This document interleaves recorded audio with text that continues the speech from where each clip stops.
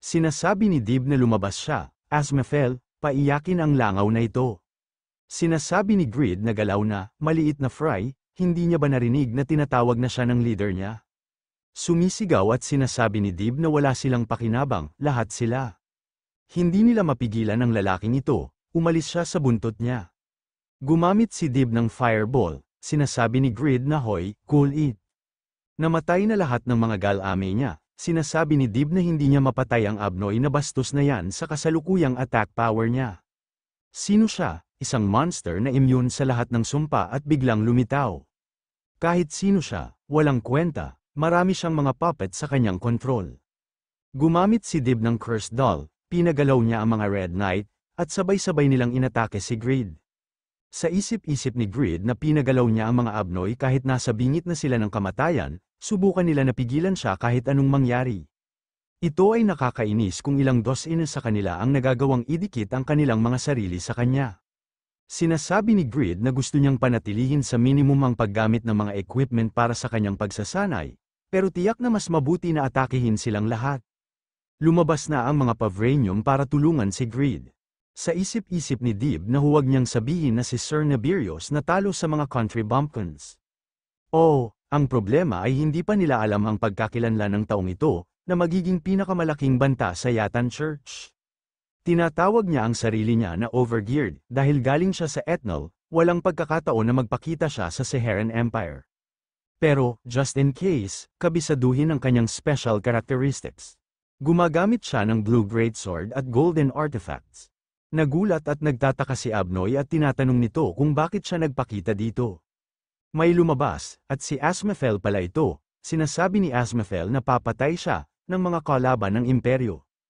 Tumatawa at sinasabi ni Dib na lumabas na si Asmafel.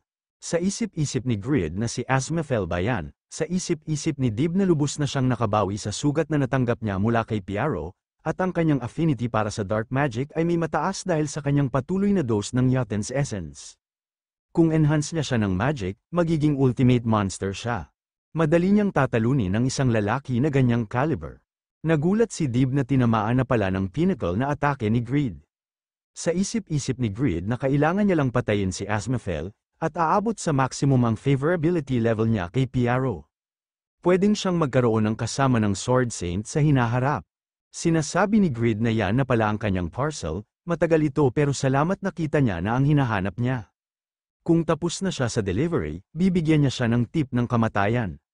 Ginamit ni Grid ang kill, nakatanggap si Dib ng critical. Option effect ng failure activated, ginamit ang skill na cutting.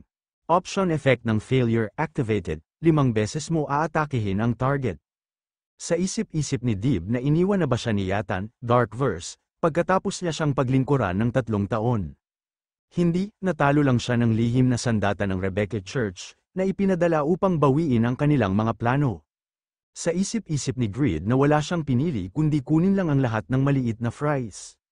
Nakaramdam ng takot si Grid dahil ang pakiramdam ng lalaking ito ay parang kasing level niya si Piaro, nakakasigurado siya na kasing lakas niya si Piaro, paatake na sana si Grid at biglang may lumabas na notification, napatay mo na ang Dark Verge ang ikapitong lingkod ni Yatan, na naghasik ng gulo sa mundo, niligtas mo ang Saharan Empire mula sa krisis nito sa pamamagitan ng pagpigil sa masamang balak ng Yatan Church, tumaas ng 3,000 ang reputasyon sa buong kontinente.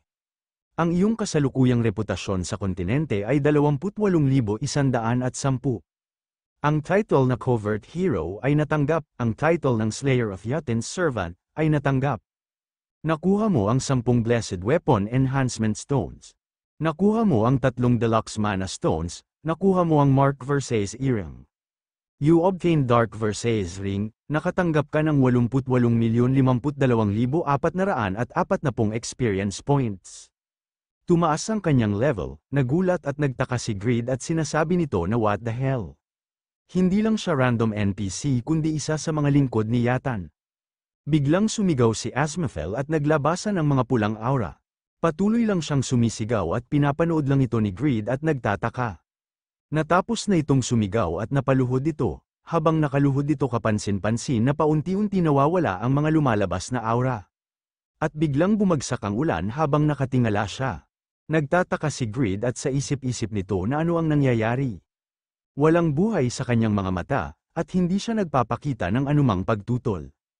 Hindi niya alam kung ano ang mararamdaman niya kung papatayin niya siya kung ganito siya. Nabigla si Grid at nagtataka, biglang kinuha ni Asmafel ang kanyang sandata at tinutok niya ang kanyang sword sa kanyang liig. Sumisigaw si Grid at tinatanong nito na what the hell, ano ang ginagawa niya? Kung ginawa mo yan, kung gagawin niya yan, hindi niya magagawa ang kanyang trabaho. Nakikiusap si Asmafel sa kanyang tagapagligtas, sa nagparusa sa masamang lingkod ni Yatan. Nagmamakaawa siya na tanggalin niya ang kamay niya. Hanggang ngayon, hindi niya magamit ang kanyang blade, para mawakas ang makasalanang buhay na ito. May lumabas na notification na ang paghahanap, patayin ang tunay na traidor ng mga Red Knights rank SS quest ay nagbabago sa Buried Story, Hidden Quest. Humihingi ng paumanhin si Grid kay Piaro, alam niyang nangako siya sa kanya, pero wala siyang karapatan na patayin niya ang taong may expression na ganyan, siya, lalo na, lumipas ang 2 linggo sa Riden. May lumabas na notification na kumpleto na ang kanyang quest exciting, heart-pounding training. Hidden Quest, sinasabi ni Damian na tapos na siya sa wakas. Napahiga sa tuwa at sinasabi nito na biglang quest ito, sigurado, pero nakuha niya ang stats at kahit mga skill level bilang reward. Lumakas siya ng sobra na hindi niya may kumpara sa kanya, mula ng 3 linggo ang nakakaraan. Sana may bahagi niya ang kalayaang ito kay Rinchan at sa iba pa. Kay Isabel Chan din, maghintay lang siya ng konti pa. Dahil sinabi sa kanya ni Mr. Lowell na bumalik na sa wakas si Mr. Greed. Magiging maayos siya pagkatapos masild ang Lifeale Spear. Naubos niya ang kanyang mga saving at pina-convert niya sa ginto ang bawat isang item na pag-aari niya bukod sa kanyang kasalukuyang equipment. Alam niya na ito, Isabel Chan, pero si Mr. Greed ay masyadong greedy guy sa pera. Manatili siyang malakas, Isabel Chan, sisiguraduhin niyang magiging healthy siya ulit, kahit kailangan niyang ialay ang buong pagkatao niya. Sinasabi ni Lowell na ang Desert Night ay medyo malamig, as expected. Posibleng mababago nila ang klima basta pangalagaan nila ng tama ang mga halimaw na lumilikha ng desert phenomenon sa unang lugar. Captain Jude of Public Order, nagpapatrol siya ngayong gabi. Narinig niya na nagpalipas siya ng pagkain para magpatrol. Ano ang meron sa puno? Sinasabi ni Jude na ang mga puno sa katabi ng kanal, pwede sila magtago dito at magmasid. Delikado kung may nagtatago sa likod nito mula sa labas. Sa isip-isip ni Lowell na upang hindi magkaroon ng anumang hindi kinakailangan na pagkabalisa. Hindi nila sinabi sa mga residente ng lungsod na ito, kasama si Jude, ang tungkol sa mga labas na nagtangka na mag-invade sa kanilang village noong 1 linggo na nakaraan. Madali lang pagtakpan ang mga nangyari pag-atake noong gabi, at hindi man lang nakapasok ang mga kalaban sa labas ng pader, salamat kay Mr. Piaro. Sinasabi ni Lowell na nakikiusap siya na siguraduhin na pangalagaan ang kanyang sariling kalusugan. Sa isip-isip ni Lowell nangunit ang katapatan at pagsisikap ni Kapitan Jude, na humahantong sa kanya na magpatuloy na magsanay at magpatrol kahit sa mga araw na walang espesyal na nangyayari, isa pang lakas ng Riden. Sinasabi ni Jude na sa ngayon araw, ligtas ang Riden, ni Mr. Greed. Dumating si Tobin at sinasabi nito na nandito pala siya Lowell. Tinatanong ni Lowell na Mr. Tobin, ano ang problema? Sumagot si Tobin na si Greed ay nakabalik na. Tumatawa at sinasabi ni Greed na parang may nagbago sa kanilang lahat guys, siguro dahil matagal din hindi silang nagkita. Sinasabi ni Vantner na yun ba ang masasabi niya kapag nawala siya ng 5 linggo tapos bumalik siya na may weird na bagay sa mukha niya, 275 lang ang kanyang level, dapat nag-grind pa siya hanggang 300, bago siya bumalik. Tinatanong ni Greed kung bakit nagtatago si Lowell sa likod ni Tobin, kinikilig at sa isip-isip nito na yan ang mask ng Slaughterfin, mukhang sobrang cool. At ano ang eye patch na yun? Astig din. Tumatawa at sinasabi ni Greed kung bakit pulang-pula ang mukha niya. Wala naman naputol, di ba? Nasa tabi si Damian at pinagmamasdan si Greed at sa isip-isip nito na ganoon ba talaga si Mr. Greed? Feeling niya maraming nagbago sa kanya kaysa noon. Sa anumang kaso, hindi ba niya alam ang invasion? Baka may user dyan na hindi alam tungkol dito, iyan ay hindi ka panipaniwala sa sarili nitong paraan. Tinatanong ni Lowell na sobrang busy ba niya sa quest na hindi man lang siya nakapanood ng TV? Sinasabi ni Greed na tumingin siya sa mga tao kapag nakikipag-usap siya sa kanila.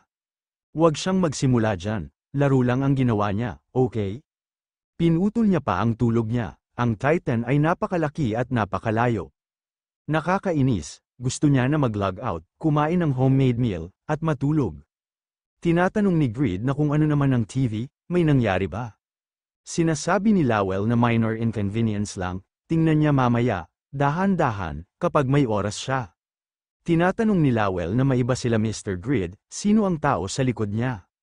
Sinasabi ni Greed na siya ang huling trabaho niya na kailangan niya asikasuhin bago siya makapagpahinga. Tinatanong ni Greed kung saan ang bahay ni Piaro, kailangan niya siya makita ngayon. Lumipas na ang gabi kalibugan na ng buwan, kabilugan pala. Sinasabi ni Lowell na kasalukuyang nakatira si Mr. Piaro sa dormitory ng mga magsasaka dito. Sinasabi ni Greed na sa lugar na ganito, sa isip-isip ni Greed na akala niya ay tratrato nila siya ng mabuti dahil sa kanyang pambihira kakayahan, pero imbes siya ay nasa ganitong kaliit na lugar, hindi ito tama. Tinatanong ni Greed na ang Reden ay malaki, mahirap bang bigyan siya ng bahay dito? Sinasabi ni Lowell na si Mr. Piaro mismo ang may gusto nito. Sinasabi niya sa kanila na wala siyang karapatang mamuhay ng komportable. Sa isip-isip ni Greed na ito ay dahil sa sakit na nararamdaman niya sa pagkakawala ng kanyang pamilya at mga kasama pagkatapos ma-frame up. At eto ang akala niya na makakakuha na siya ng liwanag kamakailan. Kaya talagang sinisikap niya ito, tinatanong ni Greed sa kasama niya na sige. Handa na ba siya, emotionally? Sinasabi ng kasama ni Greed na oo, ilang beses na dapat ang buhay niya ay nagtapos na. Matagal niya nang inaasam ang kapayapaan sa kamatayan niya. Sinasabi ni Greed na huwag siyang magtatangka magpakamatay, diyan, ang taong magpapasya ay nandito. Sa isip-isip ni Greed na siya ang kinakabahan dito, binuksan na nila ang pintuan at pumasok na sila. Nakita nila si Piaro na nagko-cultivate. Sinasabi ni Piaro na mukhang medyo lumakas siya. Duke Greed, pinapalakas niya ang kanyang hininga ng maayos. Pero salamat sa kanya dahil naging maayos na ang kanyang konsentrasyon. Tinatanong ni Piaro kung napatay niya na ba siya. Sa isip-isip ni Greed na akala niya maaaring siyang manalo kay Piaro kung ipunin niya ang lahat ng kanyang kasanayan at equipment at gamitin niya ang lakas ni Noe at Randy sa kanya ng sabay-sabay. Pero siya ay praktikal na nagbago sa fundamental level sa 5 linggo lang. Hindi niya rin ito masukat sa kanyang insight, tinatanong ni Piaro kung napatay niya ba si Asmafel. Sa isip-isip ni Greed na halimaw siya. Halos nasa level na siya ng Sword Saint. Gusto niya siya labanan ngayon din, pero hindi niya kaya. Kumalma siya, may bomba sa likod niya, sinasabi ni Greed na hindi niya siya napatay. Nagtaka naman dito si Piaro kung bakit hindi niya ito napatay. Sinasabi ni Greed kay Piaro na sinasabi niya ito ng advance, pero huwag siyang masyadong magulat pag nakita niya ito. Sinasabi ni Piaro na ano ang ibig sabihin niyan, at umiiwas siya sa paksa, how unlike you, Duke Greed. May napansin si Piaro sa likod ni Greed at nakita niya dito si Asmafel. Hindi niya napigilan ang kanyang galit at bigla niyang kinuha ang kanyang sandata. Dali-dali itong sumugod at sinisigaw niya ang pangalang ni Asmafel at sinasabi nito na ang lakas ng loob niya na ipakita ang kanyang mukha dito. Sa isip-isip ni Greed na ito ay hindi tulad ng gusto niya ng isang pinangalanang NPC tulad ni Asmafel na mamatay. Ngunit pagkatapos marinig ang kanyang kwento sa Empire, wala siyang matutulong kundi dalhin siya kay Piaro. Ito lang ang kaya niyang gawin at ang may tanging karapatan lang na magpas siya kung mabubuhay o mamatay si Asmafel. Ay si Piaro, ang pinakamahusay na swordsman ng Empire, na gusto kunin ang title ng Sword Saint. Sinasabi ni Asmafel na hindi niya tinamaan ang kanyang puso. Sa pag-aakala niya hindi mapurol ang kanyang blade, ano ang pinaggagawa niya sa kanyang blade sa nagdaan mga araw, Piaro? Sa isip-isip ni Piaro na siya ay walang iba kundi isang basahan at buto na kaya niyang ibalot sa isang kamay niya sa buong leg niya. Hinihila niya ang blade niya, at hindi niya ito binibigay. Bakit nagpakita ang isang traidor dito? Gusto niya bang mamatay, kaya siya pumunta dito? Ano ang iniisip niya Asmafel? Napapamura na lang si Piaro at tinanggal niya ang kanyang sword. Sinasabi ni Piaro na magsalita siya, makikinig siya dito. Nagsimula ang lahat sa maling araw na yon, ang araw na pumasok sa kanyang tirahan si Empress Marie, tapos tumalikod at nag-walk out. Sinasabi ni Empress Marie na narito siya para magsikap na humimok sa pagitan nila Piaro at Asmafel, sino ang sumusuporta sa unang prinsipe. Pero sa palagay niya matatagalan siya kay Asmafel kung ang Emperor mismo ay hindi talaga tapat. Sa pagkakataon na ito, pakiramdam niya ay mawawalan siya ng mukha bago maghiwalay ang Red Knight. Kailangan nilang maghanap ng paraan para maging si Asmafel ay gumalaw, Dib. Marie, Empress ng Saharan Empire, sinasabi ni Dib na mas madaling gawin ang kanilang bidding kay Asmafel na single imbes na si Piaro na may asawa at anak. Parang ang lalaki ay higit na umiibig sa isang partikular na karaniwang babae kaysa sa inaasahan ng isa. Larong bata lang para sa kanila ang nakawin ng buhay ng isang karaniwang tao. Ang magiliw niyang haplos ay matutunaw ang kanyang mga pader pagkatapos masira ang kanyang isip at katawan, Your Majesty. Siya ang nagbabantay sa Imperial Estate, hindi man lang niya naprotektahan ang buhay ng mahal niya. Ang kanyang mga comforting na salita ay nagbunga sa mga tainga, Piaro. Nawala na ang kanyang will to exist, nung binisita siya ng Empress, may isang bote ng alak bilang consolation. Ito ay isang odd beverage, lahat ng pananakit niya ay parang nahugasan habang iniinom niya ito. Ito ay isang Yaten's essence, by the time I realized na yung alak na dinala niya sa kanya ay na-imbued ng magic ni Dib, adik na siya dito, nawala ang free will niya sa kanlungan ni Empress. At dito na nabuo ang araw na yan, na ayaw niya nang isipin. Hindi rin siya makalaban. Isang manika, gumagalaw lang sa paraan ng paghila ng mga string nito, pagkatapos ng lahat. May lumapit kay Asmafel at sinasabi nito na hindi ba mababawasan ang sakit na nararamdaman niya, kahit maliit na halaga, bakit kung hanapin niya ang pumatay sa minamahal niya? Humingi siya ng kooperasyon sa minamahal niya, ang isang nagtraidor na nagplano ng insurrection. Nang tumanggi siya, pinatay niya ito para maiwasan ang anumang impormasyon na lumabas. Nakikiusap siya na magpatupad ng parusa sa mga Red Knights, ang kanyang paghihiganti ay magproprotekta sa Empress. Ang buwan, nakatago sa mga ulap sa langit ng gabi sa araw na yon, o labas sa bukas, nabasa ba ang lupa sa ulan o ganap na tuyo, hindi niya namatandaan. Sumisigaw si Piaro at binabanggit niya ang pangalang ni Asmafel, ang ilang mga fragments ng mga alaala niya ng araw na iyon ay naglalaman lamang ng dugo at laman ng kanyang mga kasama. Ginawa ito ng Yatan Essence ang pinakamaliit na dakot ng galit hanggang isang irrational, at marahas na siklab ng galit. Sinasabi ni Asmafel na traidor si Piaro, sinasabi ni Dib na dito na lubos na nagbunga ang suporta para sa unang prinsipe, di ba, kamahalan? Sinasabi ni Empress Marie na ang ginawa niya ay ginamit niya ang kanyang mga galamay para maghasik ng konting kaguluhan. Pero para mangyari ang lahat ng ito, to be honest, medyo nagulat siya sa resulta. Hindi ba siya ang tinawag na haligi ng imperyo, isang lalaki na loyal sa kanyang mga kasama at pamilya? Isang taong walang once ng malicious intent, hindi naman ito mangyayari kahit pinakamaliit lang naman ang interes niya sa isang affair. Magiging maasahang haligi siya na walang iba kung nagdesisyon siya na suportahan ang anak niya, pero gaya nila ngayon, ang dalawang ito ay walang iba kundi parang patay, malutong na mga puno na nagpapakipot sa daanan. Pero mukhang maliwanag ang nasabing daan para sa prinsipe, ngayon ang maliit at mahinang bitag ay naglalaban sa isa't isa.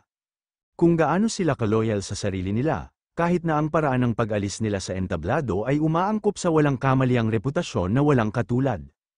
Galit na galit at tinatanong ni Piaro na bakit niya ginawa ito sa mga kasama niya.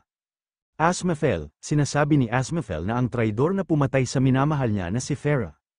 Alam niya na para sa kanyang kasalanan sa pagbaba ng kanyang mga pangil laban sa imperyo, mawawala din sa kanya ang lahat. Sinasabi ni Piaro na traidor, anong pinagsasabi niya? At ang minamahal niya, hindi pa tapos magsalita si Piaro pero may pumasok sa isip niya. Sinasabi ni Dib na hindi pero ganap na napigilan ni Asmafel si Piaro. Kahit si Piaro mismo ay hindi mananatiling hindi nasaktan pagkatapos ng isang labanan kay Asmafel. Ang lugar na pupuntahan niya kung siya ay mabilis sa pagkuha ay sapat na obvious. Pero ilang Black Knight na lang ang naghihintay sa ambush kaya pa ba niya makatanggap ng sugat sa kanyang katawan? At binigyan ko siya ng awa para makapasa siya ng walang pagsisisi. Ang dalawang ito ay malapit sa isa't isa, ang sakit na naramdaman ni Asmafel na nalaman niya na nawala ang kanyang minamahal sa pinakamatalik niyang kaibigan. Ang bloodline ng traidor ng Empire na si Piaro, nahatulan at dito na magtatapos. Vice Chief ng Red Knights, Asmafel, at paano nila matatawag sa sarili nila kung isa lang sa kanila ang nawala ng lahat ng meron. Siya ang totoong kahanga-hanga, ang kanyang kaharian na kayang gawin ng isang bagay na kahit siya ay hindi kaya.